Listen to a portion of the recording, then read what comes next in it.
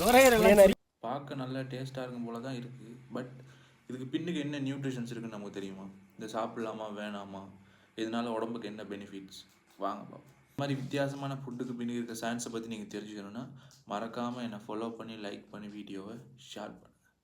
முதல் ஆட்டோட குடல் எடுத்து பார்த்தோம்னா இதில் வந்து ப்ரோட்டீன் ஒரு 12 to 18 grams ஆஃப் ப்ரோட்டீன் இருக்கும். அதே நேரம் கொலாஜன் கொஞ்சம் அயன் வந்து இருக்கும். அதே நேரம் விட்டமின் B12 வந்து ரிச்சாக இருக்குது. ஜிங்க் செலேனியம் போன்ற மினரல்ஸ் கொஞ்சம் இருக்குது.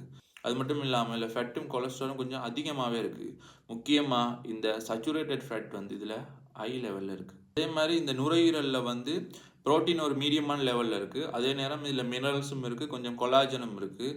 அதோட இது வந்து ரொம்ப சாஃப்டான டிஷ்யூ. சாப்பிடலாமா வேணாமா?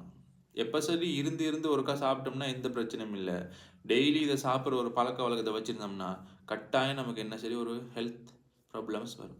முக்கியமாக யார் யாரை சாப்பிடக்கூடாதுன்னா ஹார்ட் ப்ராப்ளம் இருக்கவங்க, ஹை பிளட் ப்ரெஷர் இருக்கவங்க, கொலஸ்ட்ரால் கூட இருக்கவங்க, அது மட்டும் இல்லாமல் ஃபேட்டி லிவர் இருக்கவங்க, இவங்கெல்லாம் இதை வந்து ரொம்ப அடிக்கடி சாப்பிட்றத வந்து தவிர்த்துட்டு எப்போ சரி இருந்து சாப்பிட்டீங்கன்னா ஓகே. அதே நேரம் மற்ற ஆட்களும் அடிக்கடி சாப்பிடாம எப்போ சரி இருந்து சாப்பிட்டோம்னா எந்த ப்ராப்ளமும் இல்லை. அடுத்த முக்கியமான விஷயம் என்னென்னா கேலோரிஸ். இந்த கேலோரிஸோட கம்பேர் பண்ணி பார்த்தோம்னா குடல் வந்து ஹை லெவலில் கேலோரிஸாக இருக்குது. எதோட ஒப்பிடுற நேரம்னா நுரையீரலோட ஒப்பிடுற நேரம். ஏன்னா இந்த நுரையீரலில் வந்து காற்றுப்பைகள் அதிக அளவு இருக்கனால இதில் வந்து கேலோரிஸ் வந்து குறைவாக இருக்குது. இதில் வந்து கேலோரிஸ் குறைவாக இருந்தாலும் ஹை லெவலில் கொலஸ்ட்ரால் இருக்குது. ஸோ அளவாக சாப்பிட்றது உடம்புக்கு எப்பயுமே நல்லது.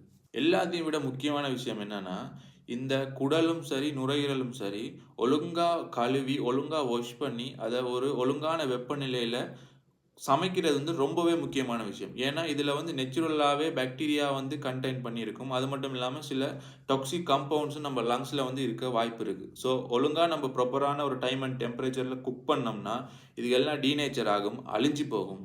ஸோ நம்ம ஃபுட் சேஃப்டியை வந்து கூட்டலாம். ஸோ இதில் ரியலான உண்மை என்ன அப்படின்னா கண்ட்ரோல் தான் மேட்டர். எந்த அளவில் நம்ம இதெல்லாம் சாப்பிட்றோன்றது தான் முக்கியம்.